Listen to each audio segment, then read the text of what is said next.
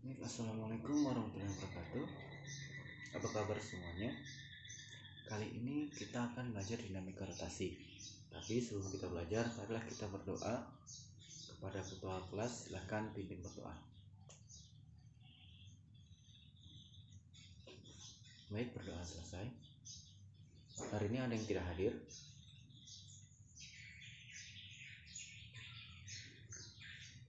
Baik, langsung saja silakan persiapkan buku-bukunya dan alat untuk belajarnya.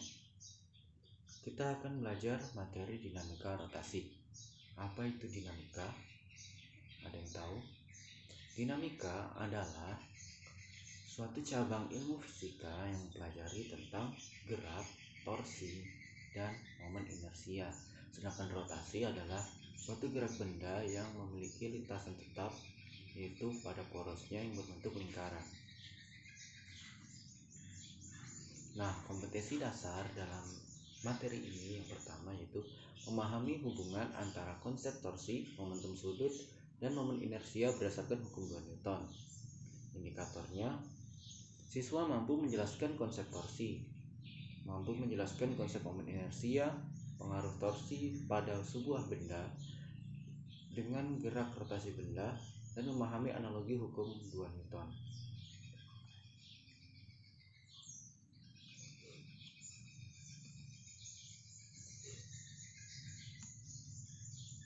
Selanjutnya, gerak pada rotasi mengalami suatu torsi.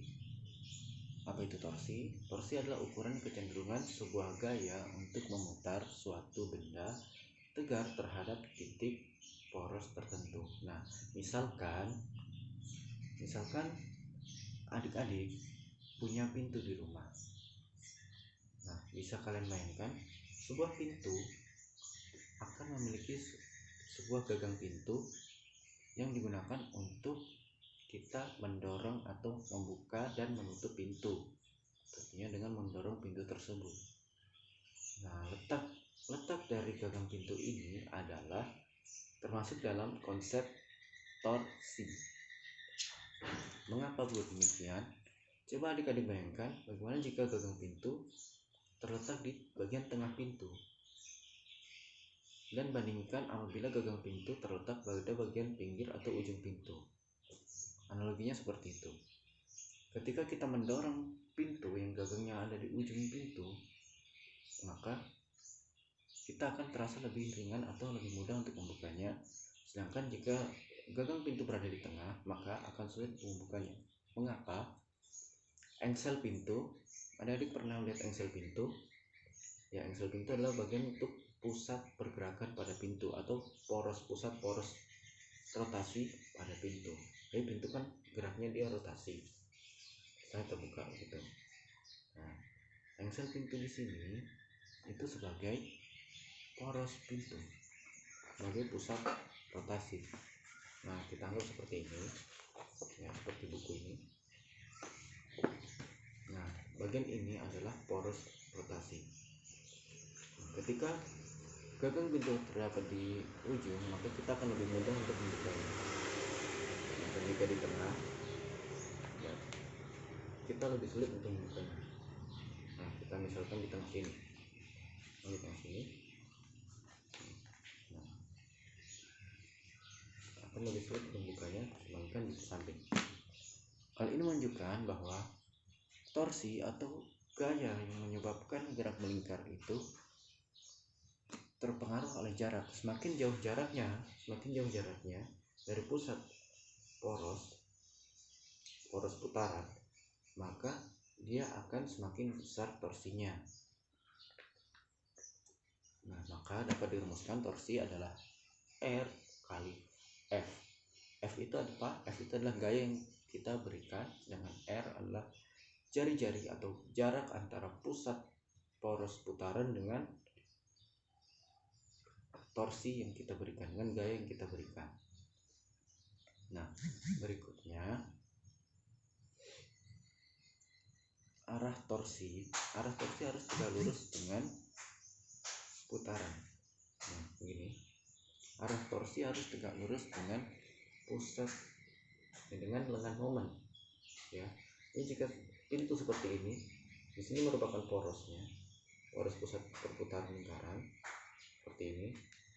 Nah, maka lengan momennya itu adalah ini. Sepanjang ini adalah lengan momen. Nah, kita lihat nampak atas misalnya pintu. Nah, ini merupakan pusat poros putaran, seperti ini putarannya. Jadi dia bergerak melingkar ya. Nah, kemudian torsi atau gaya harus tegak lurus. Jadi arahnya antara ke atas atau ke bawah. Jika torsinya ke samping ini, maka tidak akan terbuka pintunya. Seperti kita tarik, tidak terbuka. Namun jika arahnya ke atas atau ke bawah, maka dia akan terbuka. Kurang lebih seperti itu. Selanjutnya, momen inersia. Momen inersia adalah suatu kelembaman atau nilai kelembaman dari benda yang berotasi. Nah, ketika benda berotasi, maka dia akan tetap berotasi apabila tidak dikenai suatu gaya. Nah, itulah yang disebut momen inersia. Suatu benda akan cenderung mempertahankan gerakannya, gerak rotasinya. Momen inersia ini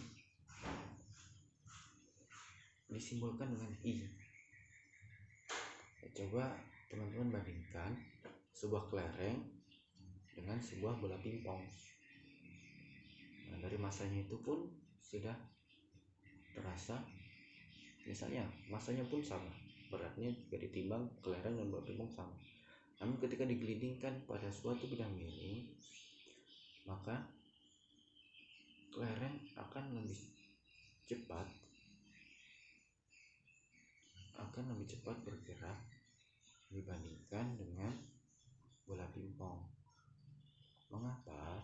Karena momen inersia pada kelereng lebih kecil daripada bola pingpong. Nah, mengapa demikian?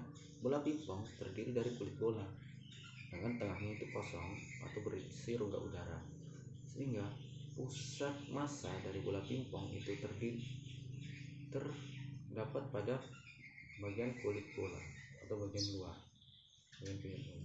Sedangkan kelereng adalah sebuah bola pejal yang bagian dalamnya itu padat atau berisi, sehingga pusat massa akan terbagi dalam seluruh bagian kelereng, sehingga termasuk pada pusat rotasinya.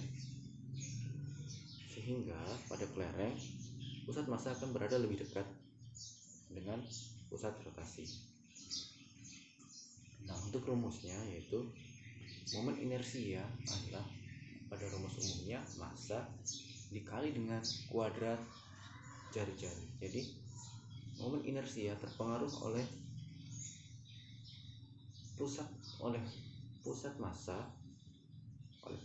jarak antara pusat massa dengan massa benda tersebut. Jadi pusat massa itu selalu ada di tengah-tengah benda tegar, itu pusat rotasi ada di tengah-tengah benda tersebut. Sedangkan massanya itu tergantung pada bentuknya. Apabila berupa kulit bola atau seperti bola pingpong, maka dia akan berada di luar. Sedangkan jika kelereng, maka dia akan pada seluruh bagian kelereng. Seperti itu. Nah, untuk momen inersia setiap benda itu berbeda-beda. Untuk sebuah bola seperti kelereng tadi, bola pejal, maka momen inersia sama dengan 2/5 M kali R pangkat 2. Sedangkan pada bola pingpong adalah I sama dengan 2/3 M R pangkat 2. Jadi bisa dilihat bahwa bola pejal lebih cepat bergeraknya dibandingkan bola pingpong ketika berada di bidang miring. Sampai sini bisa dipahami. Nah, saya harap bisa mungkin adik-adik buat rangkuman untuk dikumpul pada pertemuan berikutnya. Terima kasih. Saya akhiri pertemuan kali ini. Wassalamualaikum warahmatullahi wabarakatuh.